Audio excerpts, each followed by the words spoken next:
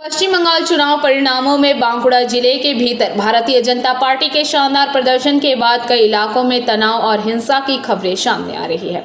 जिले के विभिन्न हिस्सों में तृणमूल कांग्रेस के पार्टी कार्यालयों को निशाना बनाए जाने के गंभीर आरोप लगे हैं। जिले भर में भाजपा की लहर के बीच यह आरोप लगाया गया है कि भाजपा समर्थकों ने कई जगहों पर तृणमूल के कार्यालयों पर कब्जा कर लिया है। कहीं कहीं तृणमूल कार्यालयों के बाहर आगजनी की घटनाएं भी हुई है। सुबह से ही कार्यकर्ता जीत के जश्न और विजय उल्लास में डूबे नजर आए। कार्यकर्ताओं का कहना है कि उन्होंने लंबे समय तक तृणमूल के कुशासन को सहा है, जिसका जवाब अब जनता और समर्थक दे रहे हैं।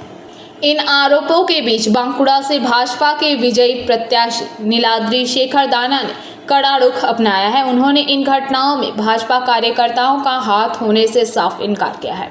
नीलाद्री शेखर दाना ने कहा कि तोड़फोड़ और अशांति फैलाने वाले लोग भाजपा के कार्यकर्ता नहीं हैं। उन्होंने पलटवार करते हुए कहा कि तृणमूल के ही कर्मी भाजपा का मुखौटा पहनकर इस तरह की अशांति फैला रहे हैं ताकि भाजपा को बदनाम किया जा सके। এটা সমস্ত আমার গণদেবতাদের জয়। পশ্চিমবাংলার ৮ কোটি মানুষ চেয়েছিল, আজকে তার ফল হয়েছে। টোটালি টোটালি ডেমোলাইজ করে দিয়েছে একদম, যাকে বলা হয়। যেভাবে গণদেবতারা একেবারে তাদের কণ্ঠরোধ হয়ে গিয়েছিল, সেটা গত 23 তারিখ এবং 29 তারিখ ব্যালট বাক্স এবং ইভিএম মেশিনে তার প্রতিফলন কালকে বাংলার মানুষ দেখে নিয়েছে। আমরা ভাবতে পারিনি যে গণদেবতারা এতখানি ভারতীয় জনতা পার্টিকে এতখানি আঁকড়ে ধরে জয়ের রাস্তা সুগম করে দেবে।